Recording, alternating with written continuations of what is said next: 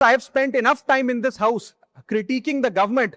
I have earned the right to say my next sentence with full conviction and sincerity कि जब बात students की आई, when it came to our students and the youth of India, the government heard, the government actioned and the government delivered.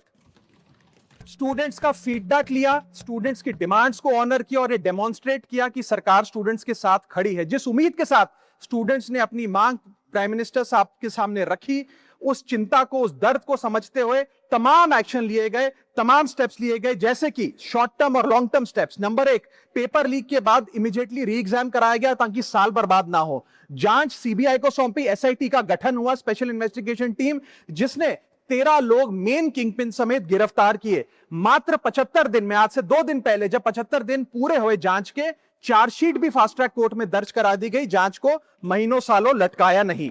47 national testing agency के officers को shunt out किया गया। Education secretary का तबादला हुआ, यहां तक कि मॉरल ग्राउंड्स पे हमारे ऑनरेबल होम एजुकेशन मिनिस्टर ने इस्तीफा तक दिया और स्टूडेंट प्रोटेस्टर्स के खिलाफ जो केसेस थे उन्हें विड्रॉ किया गया। बीरीड फैमिलीज जिसके अपने किसी घर के बच्चे को, किसी स्टूडेंट को खो दिया, उसको कॉम्पनसेशन दी जा रही है। एग्जाम सिक्योरिटी प्रोटोकॉल्स को स्ट्रेंथन किया जा रहा है और अगली बार से ये नीट का पेपर ओएमआर शीट से नहीं बल्कि फुल्ली कंप्यूटर बेस्ड टेस्टिंग से कराया जाएगा ताकि remotest chance of paper leak भी एलिमिनेट कर दिया जाए। इसी के साथ साथ सरकार ने एक हाई पावर टास्क फोर्स का गठन किया है जो फर्दर रिफॉर्म्स अंडरटेक करेगी कि भारत के पब्लिक एग्जामिनेशन सिस्टम की इंटेग्रिटी को कैसे प्रिजर्व और प्रोटेक्ट किया जाए। और इसमें इंडिया के मोस्ट अक्लेम्ड एक्सपर्ट्स जैसे कि नंदन नीलकनी साहब को समिति में डाला गया है। इसी के साथ साथ डेटरेंस क्रिएट करने के लिए, अपराधी के मन में खौफ पैदा करने के लिए एक ऐसा कानून लेकर आज सरकार सदन में आई है जिसके पास होने के बाद कोई अपराधी सपने में भी यदि पेपर लीक करने का सोचेगा तो उसकी रूह कांप जाएगी।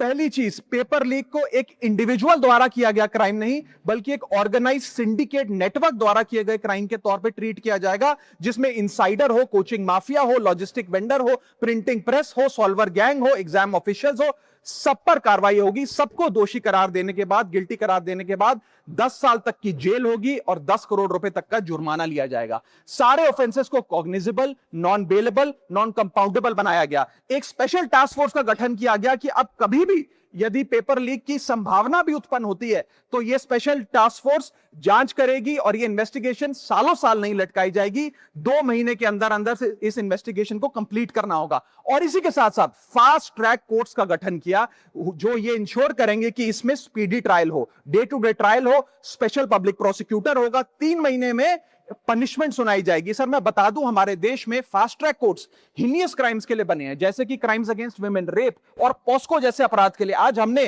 पेपर लीक को उस हीनियस क्राइम्स की कैटेगरी में ला खड़ा किया है सर। इसी के साथ साथ सर, इंस्टीट्यूशनल और systematic reforms will demonstrate zero tolerance towards paper leak और इससे भारत की इंडियन पब्लिक एग्जामिनेशन सिस्टम की इंटेग्रिटी को हम प्रिजर्व और प्रोटेक्ट कर पाएंगे। ये सब इसलिए हुआ because sir there is nothing more important than the students and their future. Sir their voices mattered, their voices were heard and systematic and systemic changes have been brought in. उनकी आवाज को, students की आवाज को कोई political challenge नहीं बल्कि एक परिवार की भीतर की चिंता की तरह समझकर, जैसे घर के बच्चे घर के बड़े से अपनी चिंता व्यक्त करते हैं, दर्द व्यक्त करते हैं, डिमांड्स रखते हैं, ठीक वैसे ही सरकार ने ये तमाम फीडबैक लेते हुए एक्शन लिया।